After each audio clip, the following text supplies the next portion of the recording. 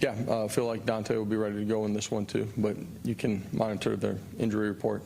Starts on Wednesday.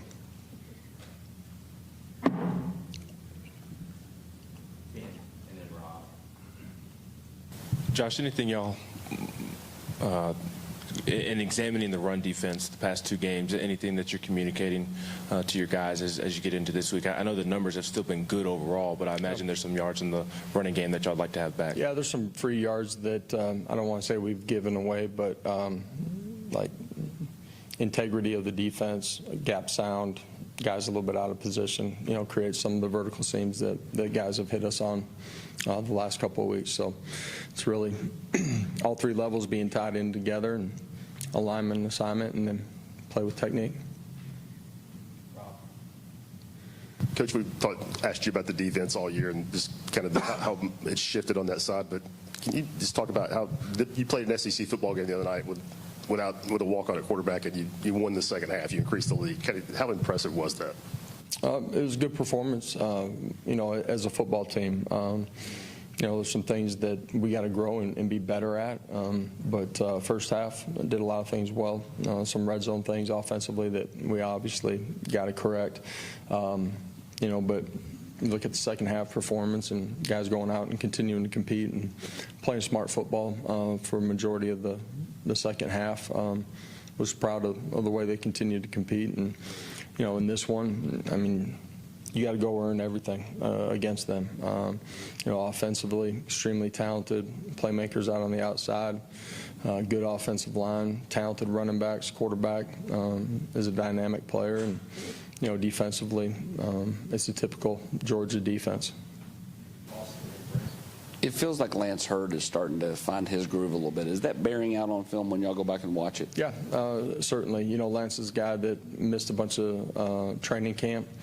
Missed some practice time in the middle of the season, and as a young player, this is really the first time that he's been a starter. Second year in college football, just continues to get better, and that's an understanding of what we're doing, but also playing with fundamentals and technique. Josh, what did Boo do to win the opportunity to be the punt return guy Saturday, and what did you think of his performance? How comfortable are you with him on the road in that role? Yeah, we are comfortable with him. You guys have seen really three different guys back there that have the ability to return for us. Feel comfortable with all of them.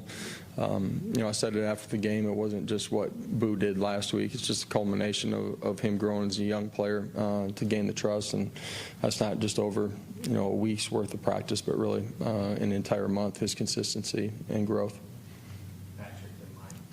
Coach, Dylan talked during the offseason about building up his body to be durable for the workload. You guys are giving him a lot of carries. He had 30 carries the other night. Yeah. How much of what he's been able to do and kind of be the workhorse for you guys is what he did in the offseason versus just his toughness and mindset to keep playing? It's all of it, his maturity, the change in the room with the two guys that we lost, his growth, physically.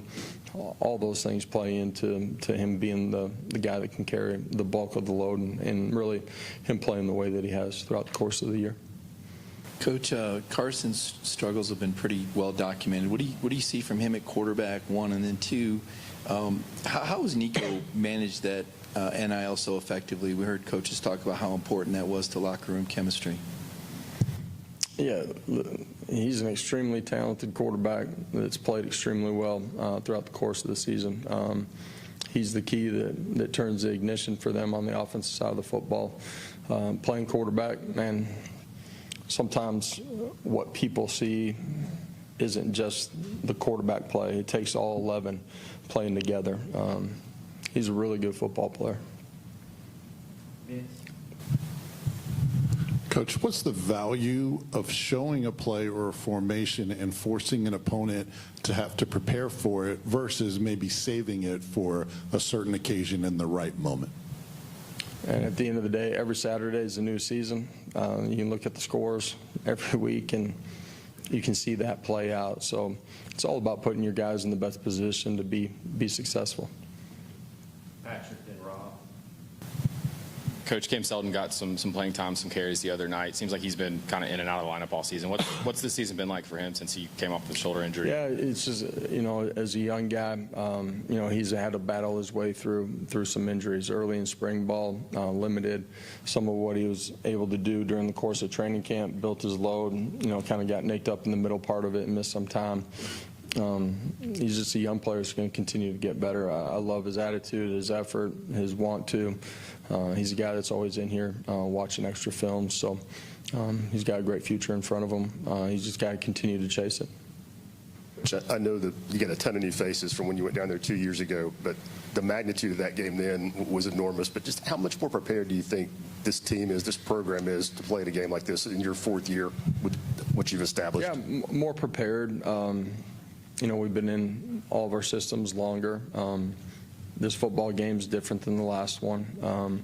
Still facing a great opponent, and you got to handle everything that comes with being in a game like this, and you earn the right to play in big football games, by what you do during the course of the season. And some of the things that didn't go well last time were a direct reflection of who we were playing, and some of it was some things that we can control too. And in these games, you got to do ordinary things at a really high level consistently. And for us, that means you got to prepare at an elite level. You got to practice really well, and put yourself in a position to go play good football. West and Austin. Josh, some coaches like to, treat every single day the exact same no matter what's going on, and some kind of lean into the whole this is a big game thing. And I'm wondering which way you try to be like that, and if you were the same way as a player. Man, every week you have the opportunity to play the biggest game of the season. It's the only one that's on your schedule. We're in the arena, coaches, players, and you better be in the present. So that's what we focus on, no matter who the opponent is. We understand the quality of the opponent that we're playing this week. Were you like that as a player too, or did you evolve kind of into that mindset? Man, and focused on the here and now. Was around the game long enough to understand that what people are talking about in the past or in the future, man, that's not controlling what you can control, and your preparation and practice matter. And get ready to go play this game Saturday night. Diego Pavia is suing the NCAA for another year of eligibility due to some JUCO stuff.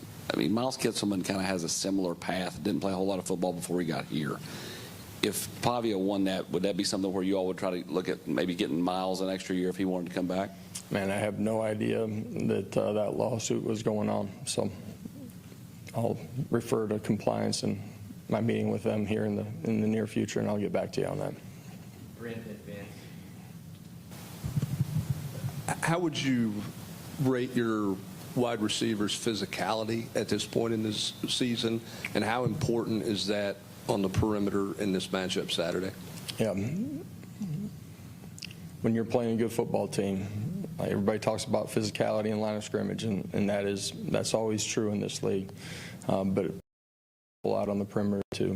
You guys have done a good job within the scope of what we're asking them to do to play with fundamentals, play hard, and to block when they need to. Josh, what are some specific things you see in Georgia's defense, and what challenges and what they do scheme-wise? Well, it starts with their personnel, because they have really good personnel. First level, second level, third level. They create pressure with their front four. They do it out of their pressure packages. They're able to mix up their looks on the back end. And so you got to recognize what's going on out on the perimeter, quarterbacks and wide receivers. Your tight ends, they all got to be on the same page. You got to do a great job in protection. But it starts with having the ability to run the football too. If you're one-dimensional, they're going to make it real tough on you all night long. Coach, what's the biggest area of growth you've seen from Peyton Lewis from the beginning in fall camp to now? I just think complete understanding of what we're doing, understanding how to play with pad level. the jump from high school to college football and playing college football inside of this league. It's dramatically different. He's a guy that continues to grow every single day. He has been really reliable for a young guy that's gone in. You see that on offense, but he's done a great job on special teams too. Josh, when you get Gerod McCoy out of the portal, he's sort of bumping up a level playing in the SEC.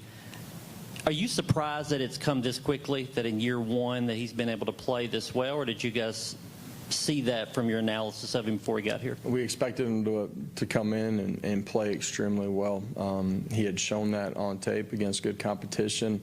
His athletic traits, his mind for the game, and ability to soak up information and grow every single day.